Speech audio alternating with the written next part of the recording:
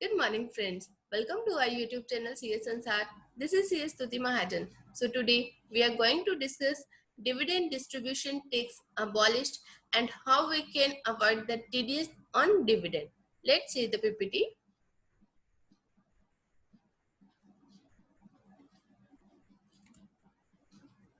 Let's see. Dividend distribution tax abolished. तो सबसे पहले हम देखते हैं कि डीडीटी कैसे आया था. In 2003, Yashwant Sinha ji, in his capacity as the finance minister, had brought about a sea change in the taxation of dividend. तो ये 2003 के बजट में इसको अनाउंस किया गया था. In the budget of 2003, he had done away with taxation of dividend in the hands of the shareholders or unit holders and instead transferred the onus of payment of tax to the companies and mutual funds. Over the years, there were several changes in the scheme of taxation. तो 2003 के अंदर जो DDT tax जो था वो introduce किया गया था और इसका honours of payment of tax किसके ऊपर डाल दिया गया था कि कंपनीज DDT काट के पेमेंट करेंगे. But the fundamental principle remained constant, that is, recipient of dividend was not required to pay tax on it, but the company or mutual fund declaring the dividend was required to pay a dividend distribution tax. तो DDT काटने की, DDT required to pay करने की किसकी liability होती थी? Company की. This law was applicable from financial 2003-4 to financial 2019-20. तो 2003 में इंट्रोड्यूस किया तो फाइनेंशियल 2003-4 से डीडीटी आपका आ गया और फाइनेंशियल 2019-20 तक ये डीडीटी रहा. Classical change in the budget of 2020 the current finance minister Ms. Nirmala Sitharaman ji has restored the old position that was in existence before financial year 2003-4.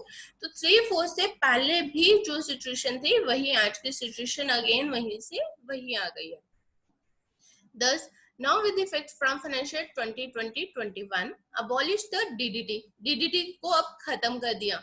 And dividend income would once again be taxable in the hands of the recipient. तो dividend income किसके हाथ में taxable होगी? Recipient के हाथ में.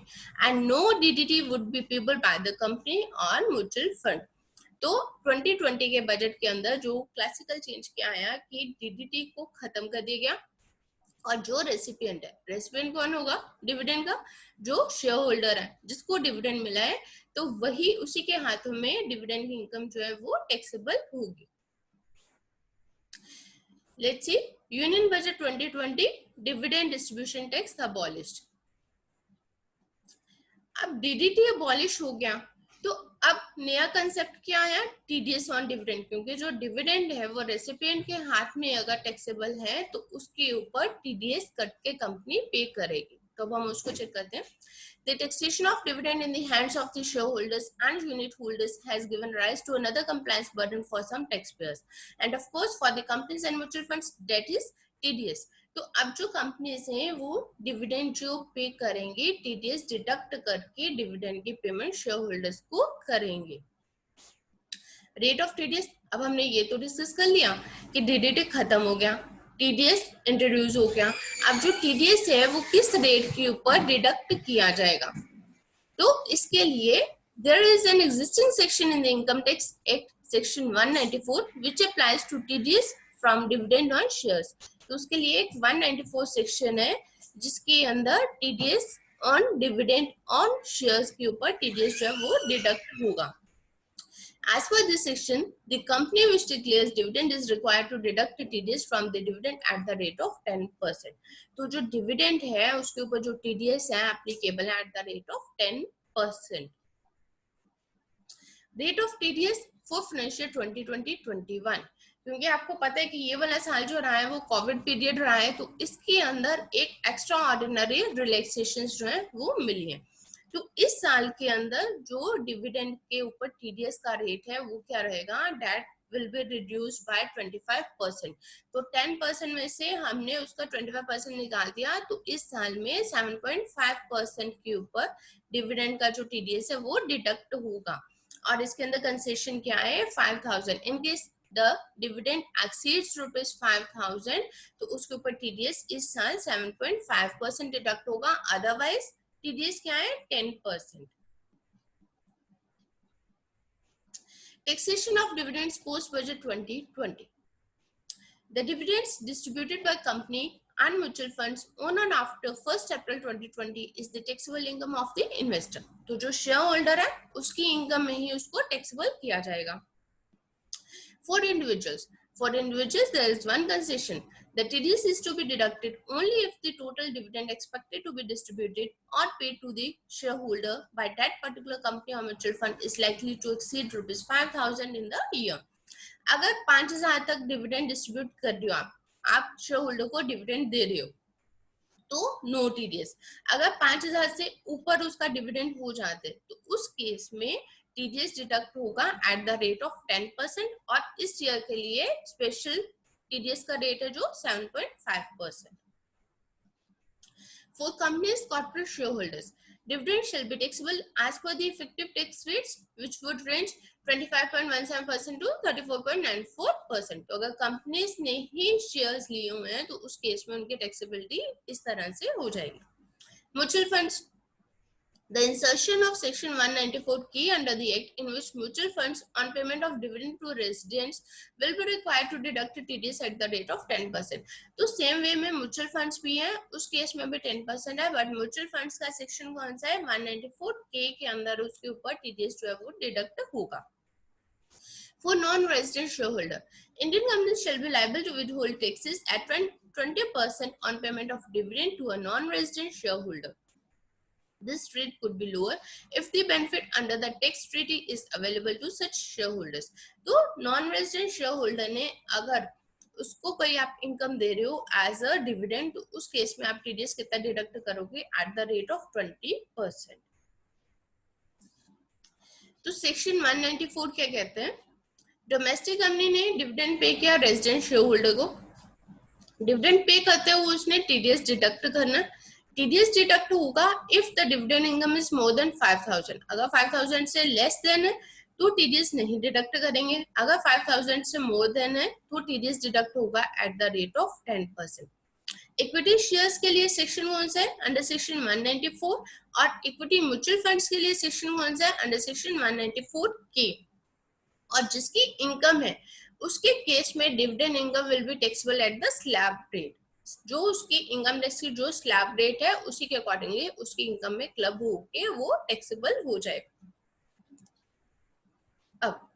अब हमने ये तो बोल दिया कि डीडीटी खत्म हो गया. अब आपका टीडीएस डिडक्ट होगा. अब हो सकता है कि कुछ इनकम जो कुछ असेसेस ऐसे हैं उनका जो टीडीएस तो डिडक्ट कर रही हो बट उनकी जो इनकम है वो टैक्सेबल लिमिट से कम है तो उनका टैक्स बनता नहीं है. तो अब हो सकता है कि वो लोग चाहें कि हमारा टीडीएस जो है वो डिडक्ट ही ना हो क्योंकि अदरवाइज अगर आपका टीडीएस डिडक्ट हो गया तो आप क्या करोगे देन ईयर एंड पे return.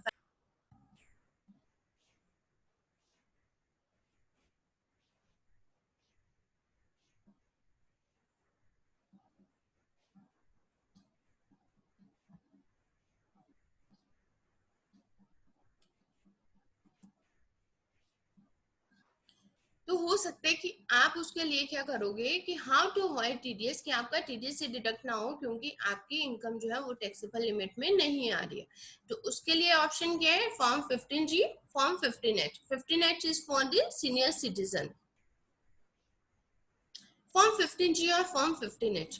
It is possible that the total income even after including dividend income will not exceed the threshold limit. तो आप टैक्सेबल लिमिट से नीचे हो. In such cases, if the company that is paying the dividend deduct TDS, then it would necessarily block the much required funds of that person and he or she would need to claim a refund from the income tax department. तो TDS तो आपका deduct हो गया. ठीक है. तो अब वो TDS आप कैसे क्लेम करोगे ईयर एंड पे रिटर्न फाइल करके. तो अगर आप उसको अवॉइड करना चाहते हो to avoid such a problem, the Income Tax Act provides a facility to such taxpayers to avoid TDS by submitting Form 15G or Form 15H to the company or mutual fund in advance. तो उस case में क्या है कि आप 15G और 15H form को submit कर दो जिससे कि आपका TDS जो है वो डिडक्ट ना हो. Conclusion. To conclude, those who wish to avoid TDS from their dividend income will have to submit the Form 15G, 15H. to each company or mutual fund from which dividend income in excess of 5,000 is expected during the year. तो सीधी सी बात क्या है, इन conclude हम कैसे करते हैं, DDT खत्म हो गया, टीडीएस ऑन डिविडेंड आ गया, इक्विटी शेयर्स के केस में सेक्शन 194 और म्यूचुअल फंड्स के केस में सेक्शन 194 के। अब जब टीडीएस डिडक्ट होगा तो जैसे ही आपका डिविडेंड 5,000 तक है नो टीडीएस, जैसे आपका डिविडेंड 5,000 से ऊपर गया तो टीडीएस डिडक्ट हो जाएगा एट द रेट ऑफ 10% और इस साल के लिए 7.5%। इनकेस आप चाहते हो कि आपकी इनकम जो है वो टैक्सेबल लिमिट से कम है और उसके ऊपर टीडीएस डिडक्ट ना हो, तो उसके लिए आप क्या कर सकते हो, फॉर्म 15G और सीनियर सिटीजन के केस में फॉर्म 15H सबमिट कर सकते हो, जिससे कि आपका टीडीएस जो है वो डिडक्ट नहीं होगा और इनकम जो है वो टैक्सेबल होगी in the hands of the recipients. So this is all for today. Thank you for watching this video. Please subscribe to our YouTube channel CS Ansar. Till then, keep following CS Stuti Mahajan, CS Ansar. Thank you.